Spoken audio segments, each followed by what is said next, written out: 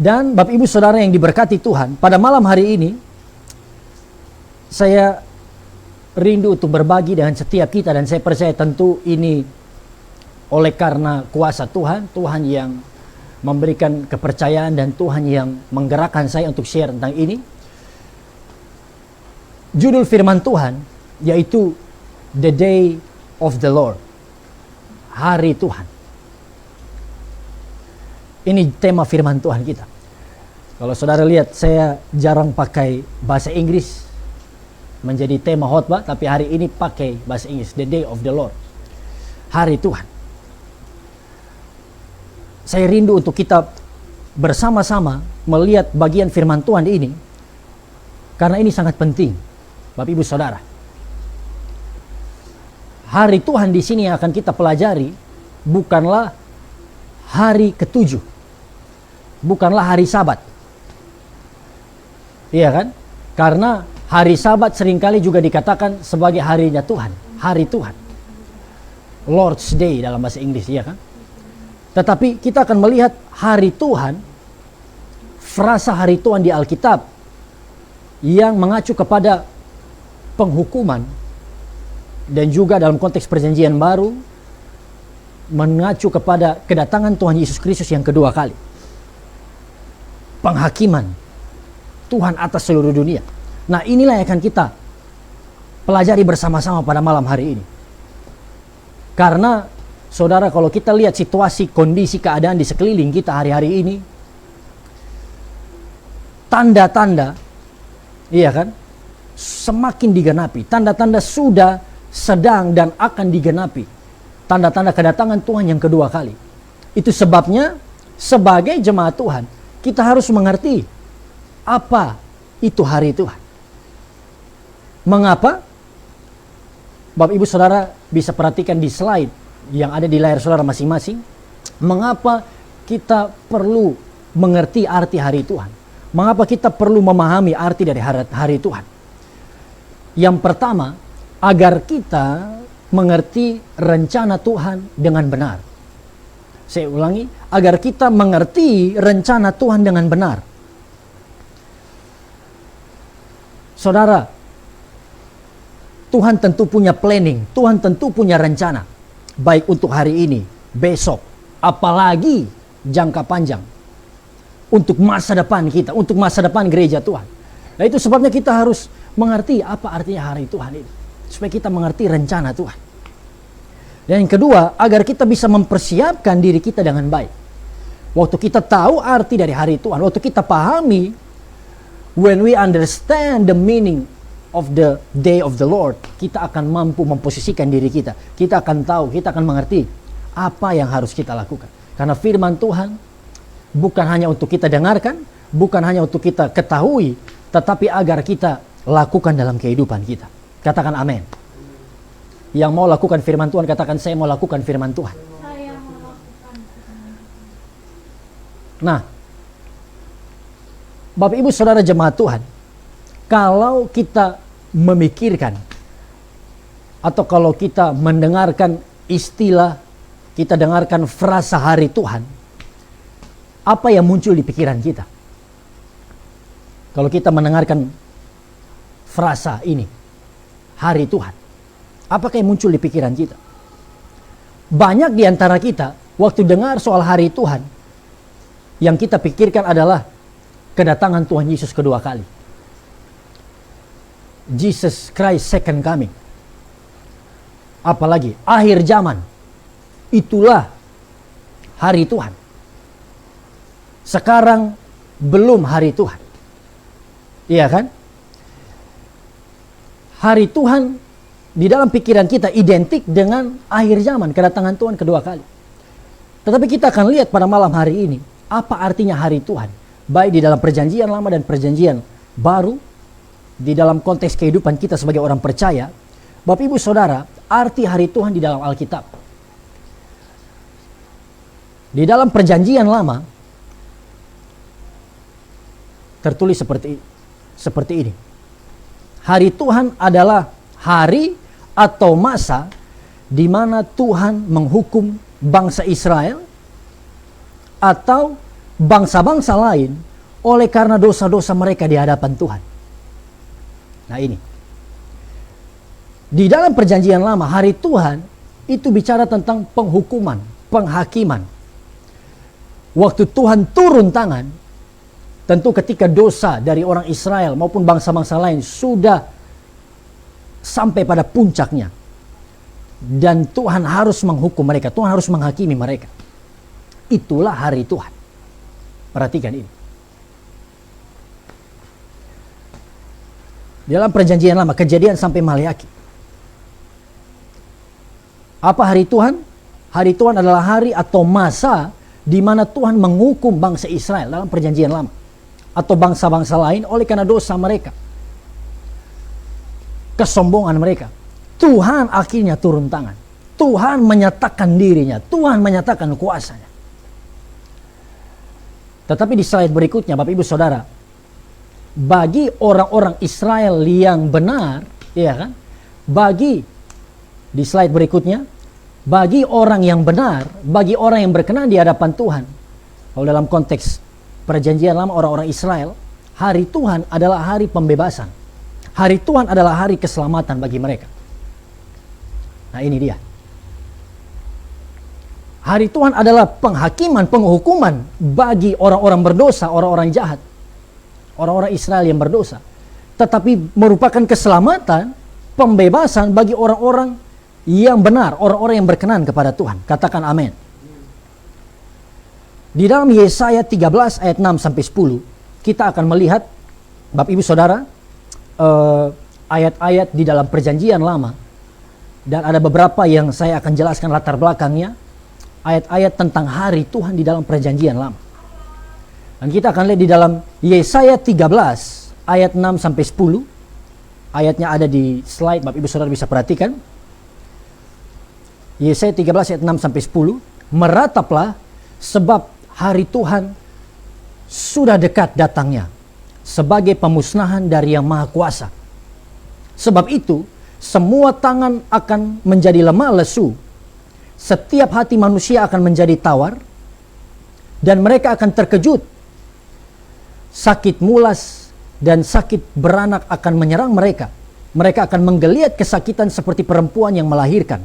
Mereka akan berpandang-pandangan dengan tercengang-cengang jika mereka seperti orang yang demam. Muka mereka seperti orang yang demam. Sungguh hari Tuhan datang dengan kebengisan, dengan gemas, dan dengan murka yang menyala-nyala, untuk membuat bumi menjadi sunyi, sepi, dan untuk memunahkan daripadanya orang-orang yang berdosa. Sebab bintang-bintang dan gugusan-gugusannya di langit tidak akan memancarkan cahayanya. Matahari akan menjadi gelap pada waktu terbit, dan bulan tidak akan memancarkan sinarnya. Katakan amin. Bapak Ibu Saudara yang dikasihi Tuhan, bagian berikutnya ada di slide juga.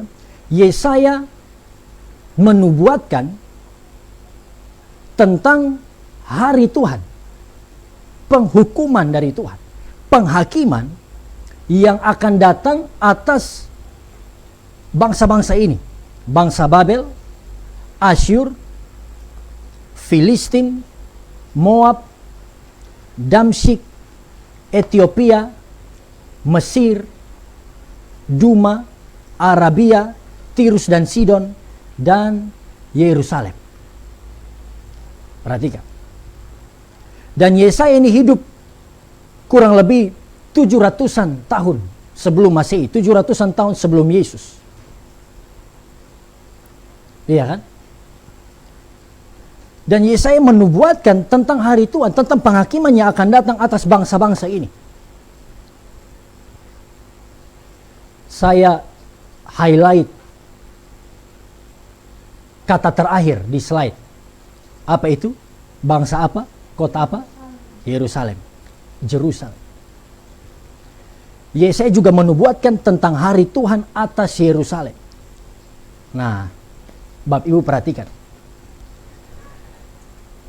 Ternyata umat pilihan Tuhan juga, iya kan? Ternyata orang-orang atau bangsa pilihan Tuhan, orang-orang Israel secara khusus kerajaan selatan, kerajaan yang terdiri dari dua suku, Yehuda dan Benyamin, tetapi seringkali hanya disebut Yehuda.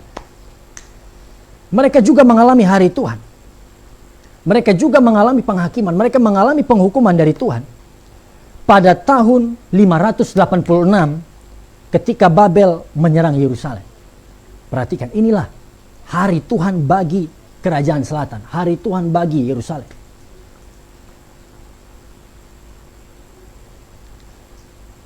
Pada tahun 586, Bapak Ibu Saudara, bangsa Babel menyerang Yerusalem.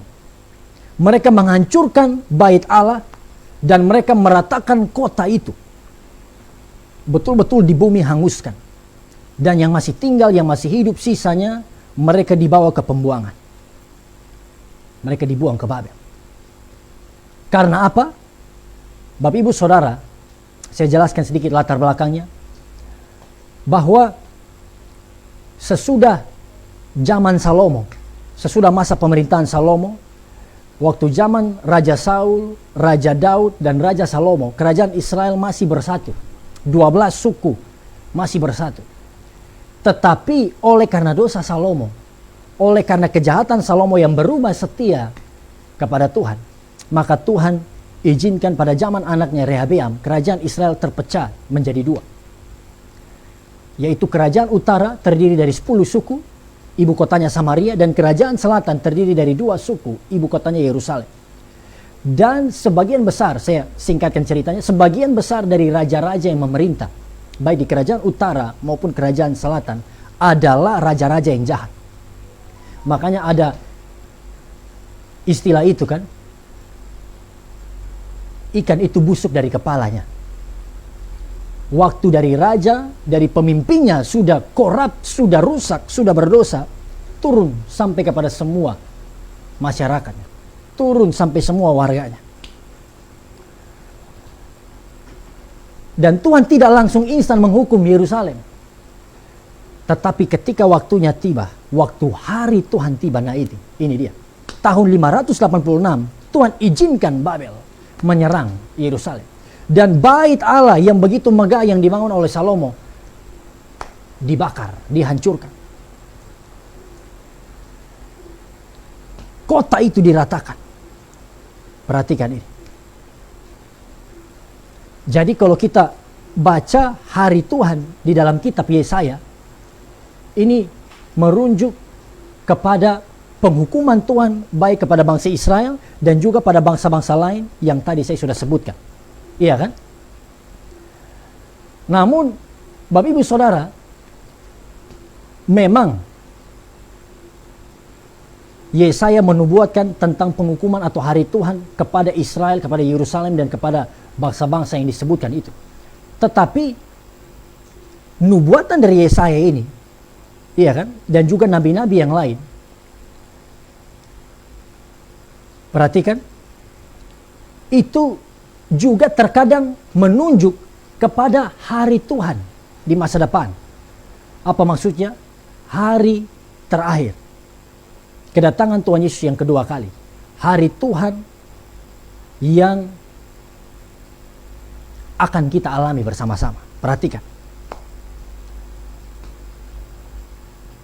Jadi bukan hanya kepada orang-orang Yerusalem pada tahun itu, pada zaman itu, atau bangsa-bangsa yang disebutkan itu.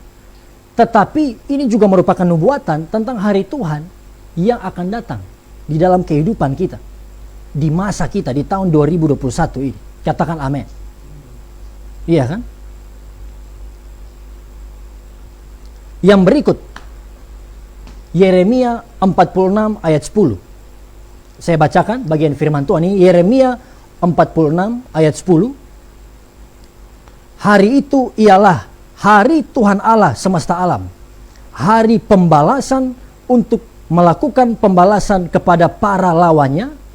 Pedang akan makan sampai kenyang dan akan puas minum darah mereka. Bapak Ibu perhatikan, Yeremia juga menuliskan tentang hari Tuhan.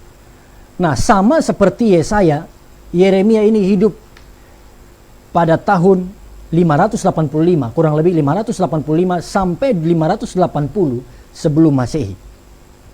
Dan Yeremia juga menyampaikan firman Allah kepada Yehuda. Dia nabi yang melayani di kerajaan Yehuda, kerajaan selatan. Dia menyampaikan nubuatan tentang hari Tuhan, penghukuman yang akan datang bagi Yehuda dan juga bagi bangsa-bangsa lain. Kurang lebih sama dengan bangsa-bangsa yang dinubuatkan oleh Yesaya. Ada beberapa yang berbeda. Perhatikan, Yeremia melayani di masa sebelum pembuangan, menjelang pembuangan. Karena pembuangan kan tahun 586. Iya kan? Dan Yeremia melayani pada zaman ini. Perhatikan, Yeremia ini yang memperingatkan raja-raja Yehuda yang terakhir, tentu sebelum mereka dibawa ke pembuangan, untuk bertobat, untuk kembali pada Tuhan. Tetapi raja-raja ini, 3 raja terakhir yang memerintah kerajaan selatan, kerajaan Yehuda adalah Yoyakim, Raja Yoyakin, dan Raja Zedekia. Waktu Yeremia sampaikan firman Tuhan, saudara, mereka tetap menolak. Mereka tetap keraskan hati. Sehingga apa yang terjadi? Tuhan izinkan mereka ditaklukkan oleh badai. Oleh karena dosa mereka, oleh karena pemberontakan mereka, mereka ditaklukkan oleh badai. Dan saudara, Yeremia, itu sebabnya banyak orang mengatakan bahwa nabi yang gagal, kalau kita lihat secara fisik, iya kan, kalau kita berpikir dengan logika, nabi yang gagal dalam pelayanannya itu adalah Yeremia. Tetapi tentu Yeremia sudah melakukan bagiannya yang terbaik. Tetapi bangsa itu yang tetap mengeraskan hatinya. Yeremia melihat waktu Yerusalem dihancurkan pada tahun 586. Dan oleh karena itu dia begitu sedih. Yeremia begitu sedih dan kecewa sehingga waktu itu Yeremia menuliskan kitab Ratapan. Makanya judulnya adalah Kitab Ratapan dalam bahasa Indonesia. Karena apa? Dia meratapi kehancuran Yerusalem pada tahun 586 sebelum Masehi. Perhatikan. Dan akhirnya Yeremia pergi ke Mesir. Dia tidak masuk ke dalam pembuangan. Sesudah Yeremia, kita lihat catatan tentang hari Tuhan dari Nabi Yeskiel. Yeskiel 30 ayat 3. Apa dikatakan di situ? Yeskiel 30 ayat 3. Hari itu sudah dekat. Hari Tuhan sudah dekat. Hari dengan awan gelap. Itu adalah saat bangsa-bangsa. Perhatikan. Saya kutip ayat ini saja. Hari itu sudah dekat, hari Tuhan sudah dekat, hari dengan awan gelap. Bapak Ibu Saudara, Yeskiel hidup juga menjelang pembuangan. Dan Yeskiel ini melayani menjelang pembuangan dan di tengah-tengah pembuangan. Perhatikan. Kalau Yeremia melayani sebelum pembuangan dan dia tidak ikut ke dalam pembuangan di Babel, Yeskiel dia melayani sebelum pembuangan dan dia juga ikut dibuang bersama dengan Daniel, Hananya, Misael, Azaria ke Babel. Perhatikan. Dan Yeskiel menubuatkan tentang hari Tuhan yang akan datang kepada Yehuda juga.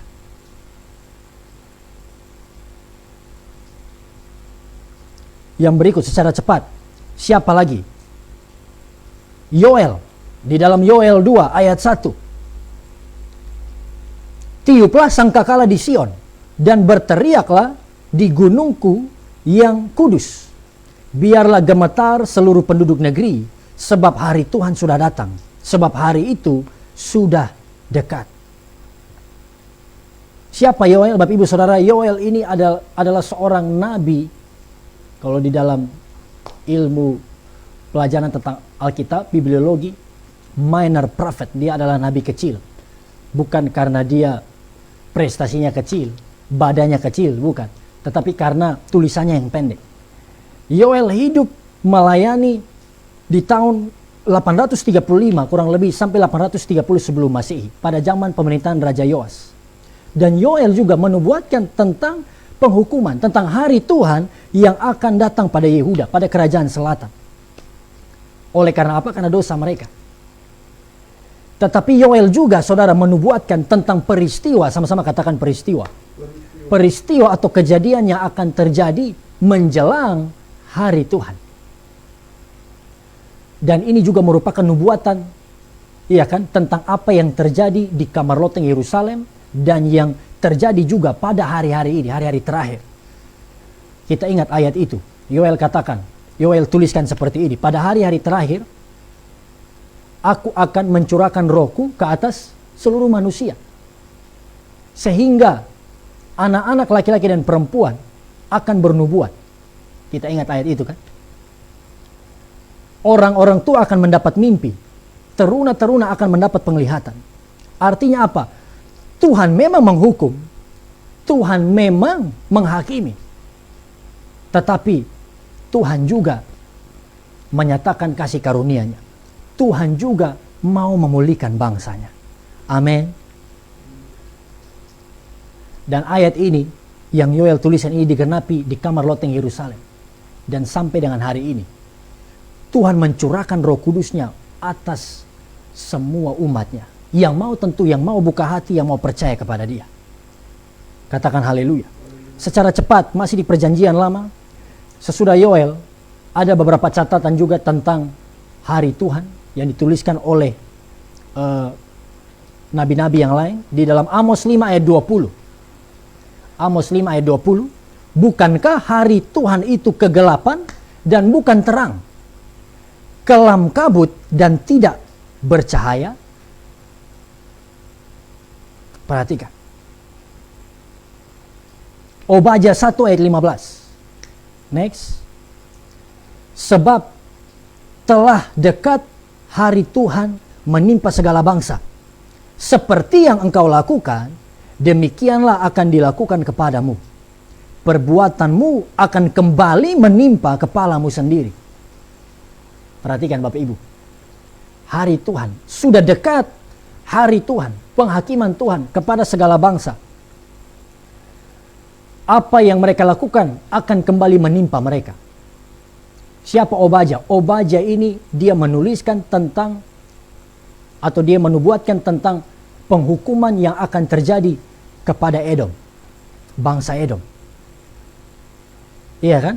Dan Obadya dia juga menuliskan hari Tuhan ini menimpa segala bangsa, seperti arti dari hari Tuhan dalam perjanjian lama yang tadi kita sudah lihat. Penghakiman, penghukuman Tuhan bagi Israel dan juga bagi bangsa-bangsa lain.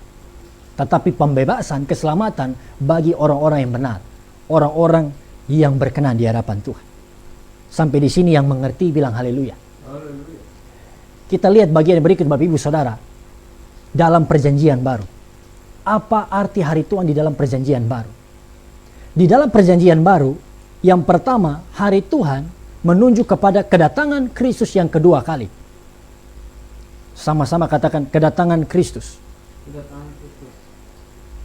Jesus Christ second coming. Dan yang kedua, hari Tuhan juga berbicara tentang hari murka, hari pelawatan, hari Allah yang Maha Kuasa. Katakan amin. Amin. Perhatikan ini. Kalau mungkin ada jemaat Tuhan, sahabat Facebook yang belum terlalu mengerti, saya ingatkan kembali dan saya ingin tegaskan bagi setiap saudara bahwa sebagai orang percaya di dalam Kristus Yesus, kita sedang menantikan kedatangan Tuhan Yesus yang kedua kali. Kita akan menuju pada hari itu. Iya kan? Dan kedatangan Tuhan yang kedua kali itu untuk mencari gerejanya yang sempurna, gerejanya yang siap, mencari mempelai wanita yang siap untuk masuk dalam pernikahan dengan anak domba. Katakan amin. Jadi kedatangan Tuhan itu benar. Kedatangan Tuhan itu pasti terjadi. Kita tidak tahu waktunya kapan, tetapi yang bisa kita lakukan nanti kita akan lihat di bawah. Kita harus persiapkan diri. Hari Tuhan juga bicara tentang hari murka, hari pelawatan, hari Allah yang Maha Kuasa. Bapak Ibu Saudara, 2 Petrus 3 ayat 10. Petrus memberikan catatan tentang hari Tuhan seperti ini. Tetapi hari Tuhan akan tiba seperti pencuri. Pada hari itu langit akan lenyap dengan gemuruh yang dahsyat, dan unsur-unsur dunia akan hangus dalam nyala api. Dan bumi dan segala yang ada di atasnya akan hilang lenyap. Jadi hari Tuhan juga bicara tentang total destruction. Kehancuran total yang akan terjadi di akhir zaman. Perhatikan. Hari Tuhan datang seperti pencuri. Dan ini juga Bapak Ibu Saudara salah satu tanda yang sudah dan yang sedang digenapi menjelang kedatangan Tuhan kedua kali. Kalau kita lihat situasi di sekeliling kita, bencana alam, iya kan? Apalagi pandemi global,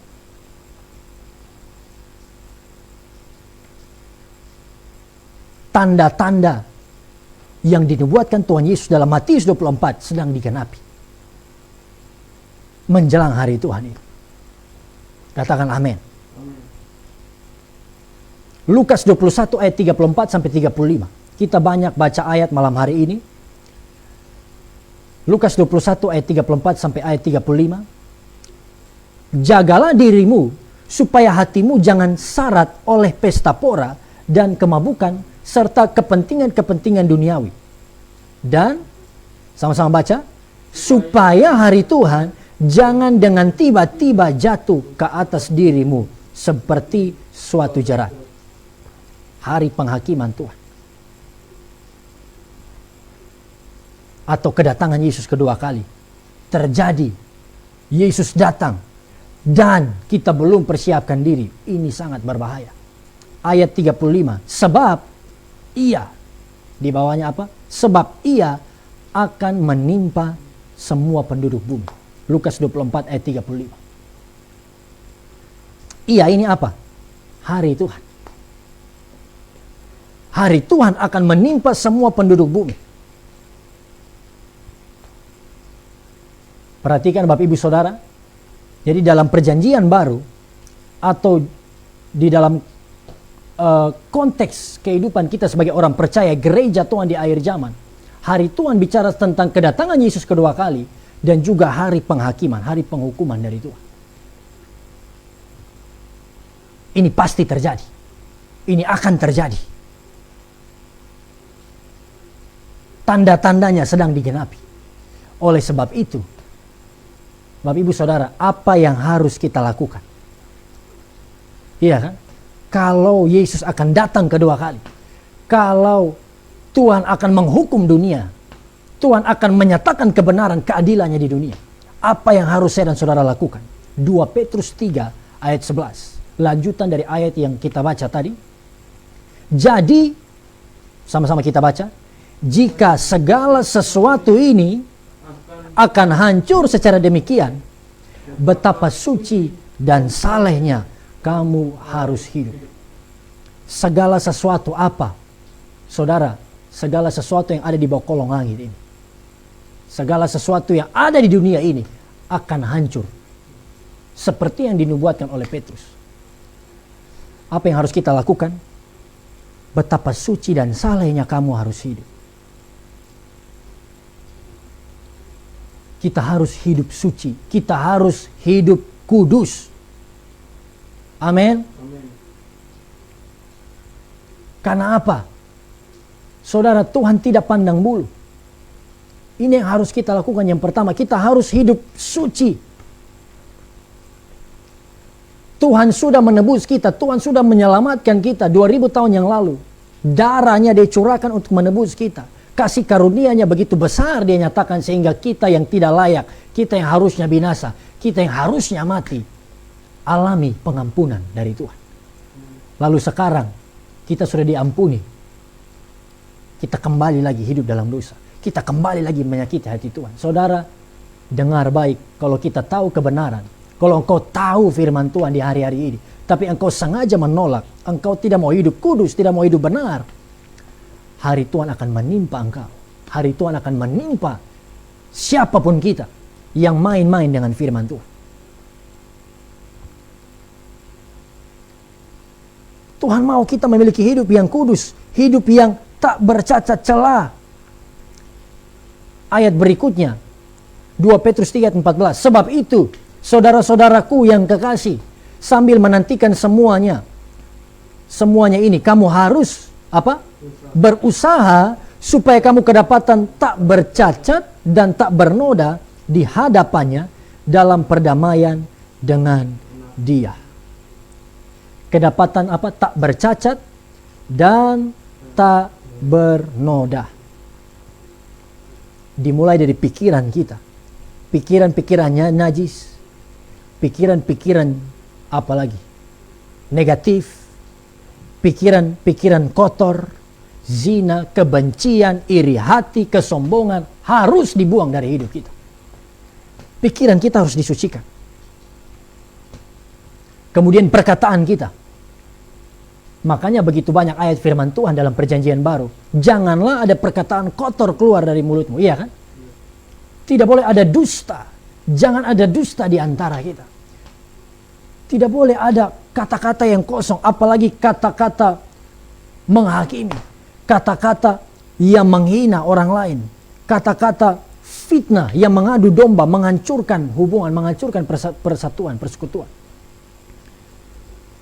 Ibu-ibu yang masih hobi gosip, iya kan? Cewek-cewek yang masih hobi gosip. Kadang bapak-bapak juga. Bukan hanya perempuan, tapi bapak-bapak juga luar biasa gosipnya. Mulutnya itu luar biasa. Bertobat. Perhatikan perkataan kita. Dan yang berikut kita perhatikan perbuatan kita. Sama-sama katakan perbuatan. Karena apa? Kita harus kudus, kita harus suci secara menyeluruh. Pikiran kita, perkataan dan perbuatan kita harus suci. Karena apa? Iman tanpa perbuatan adalah mati. Tanpa pertobatan, tanpa ketaatan pada firman Tuhan, iman kita nol. Omong kosong. Kita bisa beribadah, kita bisa melayani Tuhan. Kita bisa ikut live streaming. Tapi kalau kita terus menerus hidup dalam dosa, kita terus menerus hidup dalam perzinahan. Iya kan? Apalagi anak-anak muda. Saudara yang masih terikat free sex. Saudara yang masih kecanduan alkohol. Narkoba. Saudara yang terus menerus merusakkan bait Allah, tubuhmu itu. Firman Tuhan katakan, kita tidak akan mengambil bagian dalam kerajaan Allah. Orang cabul, orang kikir. Iya kan? Saudara-saudari sahabat Facebook yang penyuka sesama jenis, bertobat. Yang jeruk makan lemon. Iya kan? Kujawas makan jambu, poteka makan semangka. Itu bahasa kita, bahasa di NTT ya. Bertobat. Tuhan ciptakan laki-laki dan perempuan. Amin. Amin. Banci tidak masuk surga juga.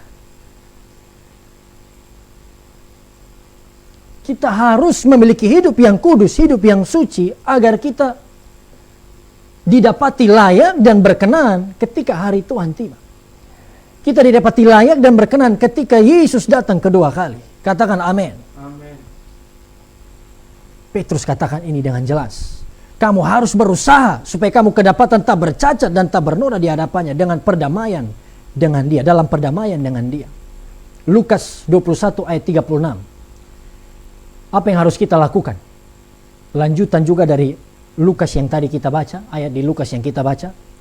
Sama-sama baca. Apa yang harus kita lakukan? Berjaga-jagalah senantiasa sambil berdoa, supaya kamu beroleh kekuatan untuk luput dari semua yang akan terjadi itu, dan supaya kamu tahan berdiri di hadapan Anak Manusia. Kita harus berjaga-jaga. We need to be watchful. Berdoa. Berjaga-jaga artinya apa? Kita terus peka dan terus terhubung dengan Tuhan. Kita terus bersiap-siap untuk menyambut kedatangan Tuhan. Amin. Kita harus terus pegang firman Tuhan, tinggal di dalam firman Tuhan. Dosa-dosa kita tinggalkan, berjaga-jaga. Kita harus penuh Roh Kudus, ini yang penting. Supaya kita jadi seperti gadis yang bijaksana, punya pelita dan punya minyak. Karena minyak bicara tentang urapan Roh Kudus. Minyak bicara tentang Roh Kudus di dalam diri kita. Kalau Roh Kudus ada di dalam kita, Roh Kudus akan menuntun kita, memimpin kita dalam seluruh kebenaran. Perhatikan ini. Berjaga-jaga artinya kita harus penuh Roh Kudus. Kita harus bersiap-siap menyambut kedatangan Tuhan yang kedua kali. Dan apa? Berdoa. Berdoa supaya apa? Kita kuat. Supaya kita tahan. Di dalam Lukas 21 ayat 36. Supaya kamu beroleh kekuatan untuk luput dari semua yang akan terjadi. Waktu kita berdoa, kita akan beroleh kekuatan untuk luput. Saudara, hari-hari ini keadaan tidak semakin baik. Pandemi, kita belum tahu sampai kapan terjadi. Iya kan? Resesi ekonomi, bencana alam yang bisa terjadi sewaktu-waktu di tempat kita berada. Waktu kita berdoa, Tuhan akan berikan kekuatan untuk kita bertahan. Amin. Ataupun saudara yang memiliki banyak masalah pergumulan hidup. Apalagi beban hidup yang berat. Waktu kita berdoa, kita akan dapatkan kekuatan untuk bertahan, untuk luput. Dan supaya kita bisa tahan berdiri di hadapan anak manusia. Kapan itu? Pada hari Tuhan.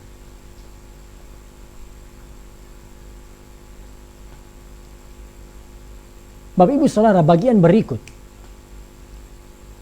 Tadi kita lihat arti dari hari Tuhan dalam perjanjian baru adalah kedatangan Kristus kedua kali. Dan yang berikut, hari Tuhan juga bicara tentang hari murka, hari pelawatan. Iya kan? Kalau secara umum, iya kan? Hari Tuhan bicara dalam konteks perjanjian baru, bicara tentang kedatangan Tuhan kedua kali. Nah, secara khusus Bapak Ibu Saudara, hari Tuhan ini bicara tentang hari murka. Hari pelawatan Tuhan. Hari Tuhan menghukum manusia atas dosanya.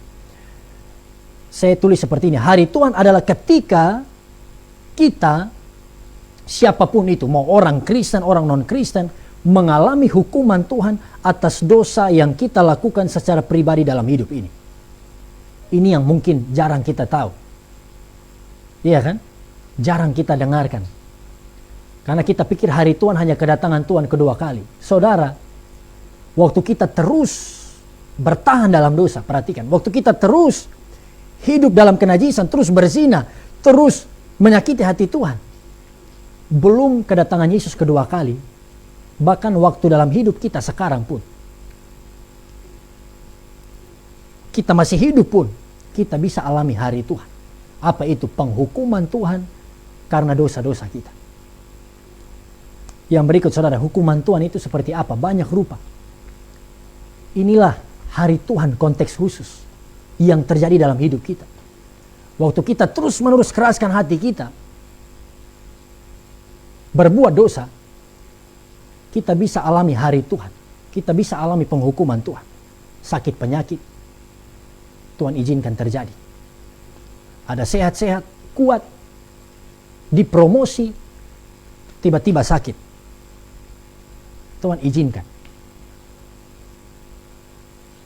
Kebangkrutan kita bisa alami. Karena Tuhan murka atas dosa kita. Hukuman Tuhan juga bisa membuat kita kehilangan damai sejahtera. Saudara, apa gunanya kita punya banyak? Kita apalagi punya jabatan yang tinggi luar biasa. Pencapaian-pencapaian kita segudang, tetapi tidak ada damai sejahtera. Hukuman Tuhan bisa juga terjadi dalam hidup kita dalam bentuk kegagalan terus-menerus. Kerja A gagal, kerja B gagal, buat ini gagal, buat itu gagal. Tuhan sedang menghukum kita. Dan puncaknya, kalau kita terus-menerus keraskan hati, kita akan alami kebinasaan. We will perish. Kita akan binasa karena dosa kita. Perhatikan. Dan saudara, kalau kita lihat situasi keadaan dunia pada hari ini, perhatikan. Waktu kita lihat situasi keadaan dunia hari ini, sebenarnya kita sedang hidup di hari Tuhan. Belum kedatangan Yesus kedua kali. Hari-hari ini adalah hari Tuhan. Karena apa? Tuhan sedang izinkan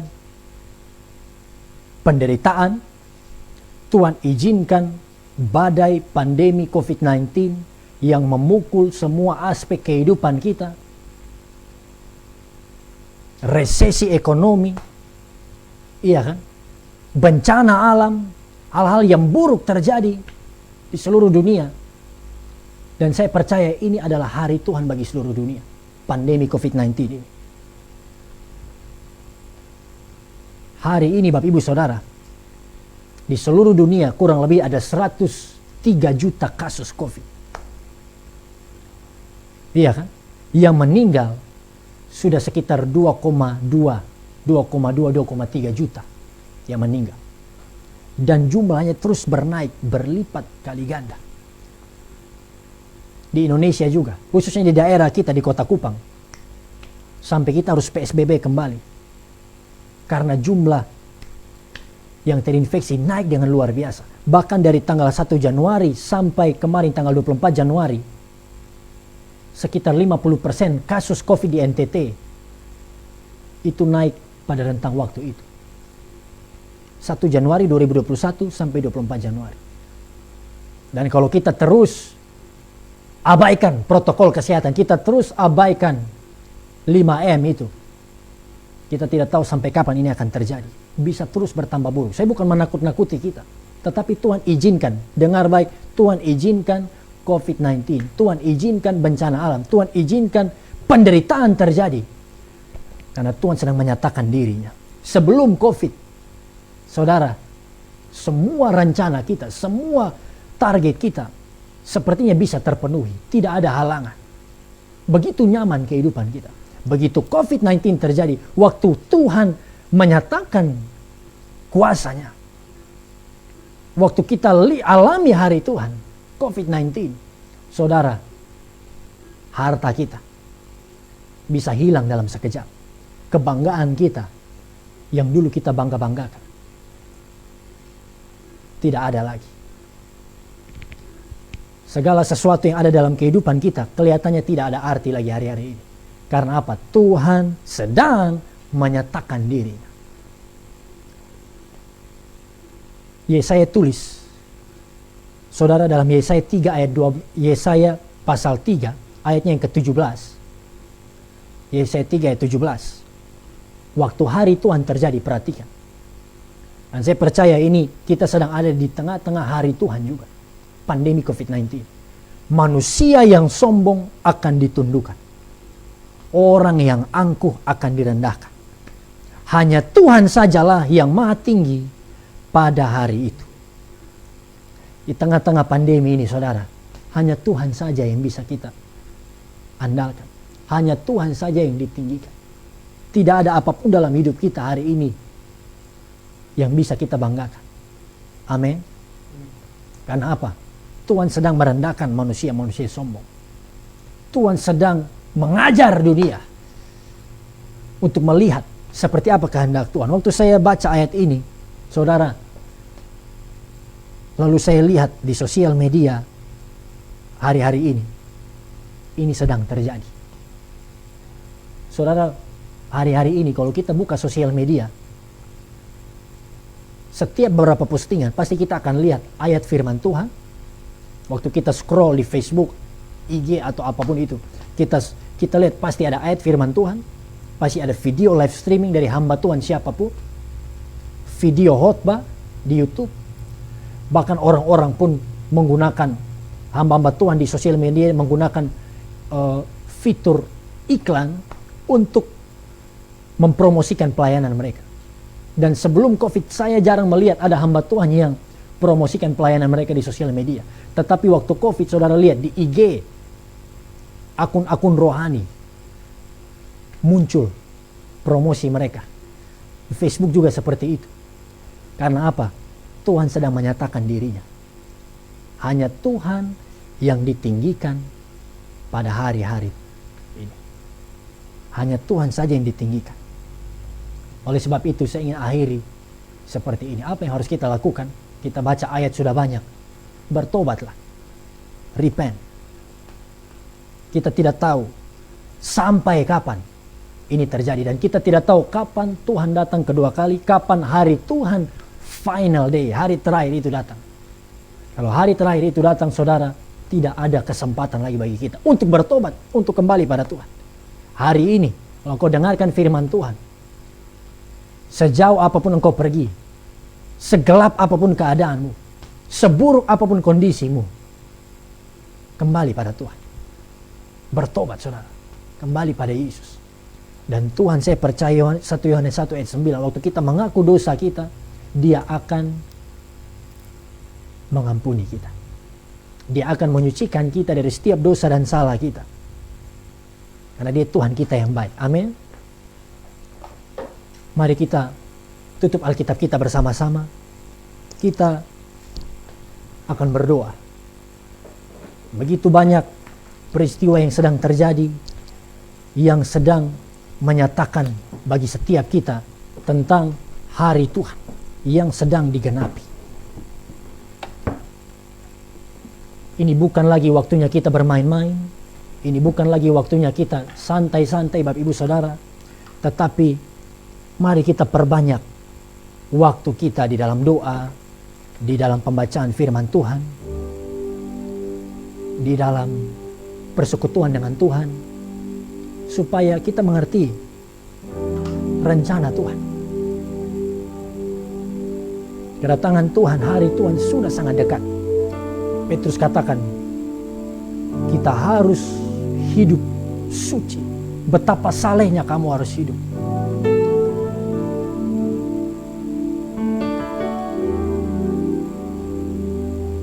Kita harus berusaha untuk kedapatan tidak bercacat, tidak bercela, agar kita didapati layak, berkenan. Kita kuat dan tahan berdiri di hadapan Anak Manusia yang akan datang kembali.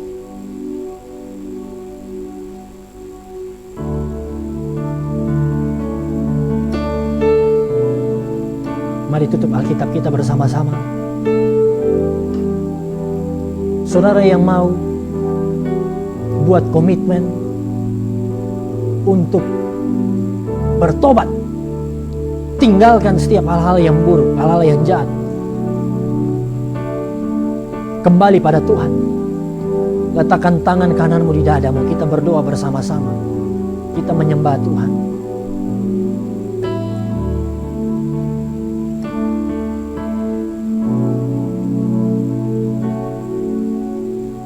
Sejauh timur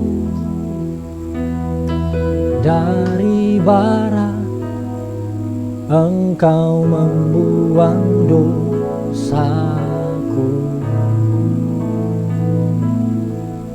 Tiada kau ingat lagi kesalahanku.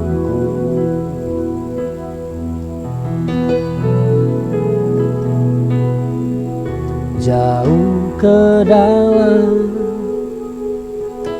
tubir laut, kau melemparkan dosaku.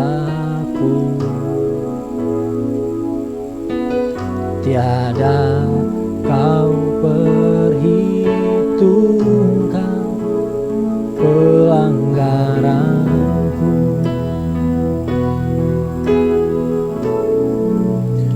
Betapa besar kasih pengampunanmu, Tuhan.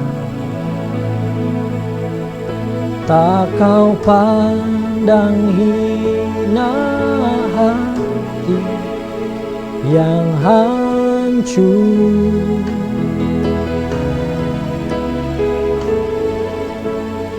Ku berterima kasih kepadamu ya Tuhan,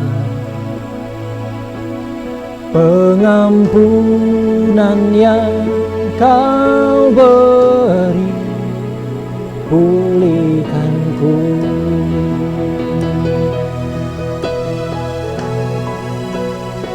Betapa besar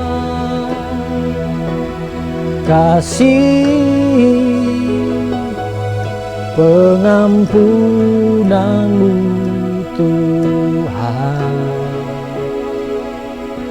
tak Kau pandang hina hati yang hancur.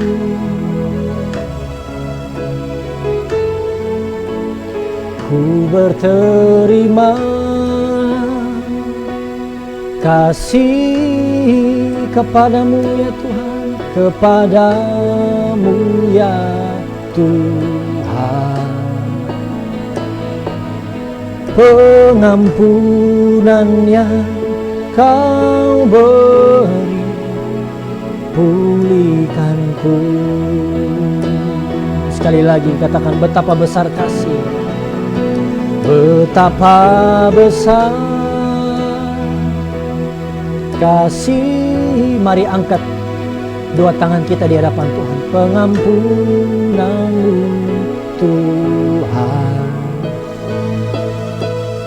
tak Kau pandang hina hati yang hancur.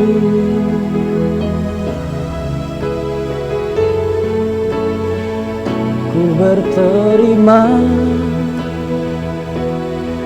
kasih kepadamu ya Tuhan,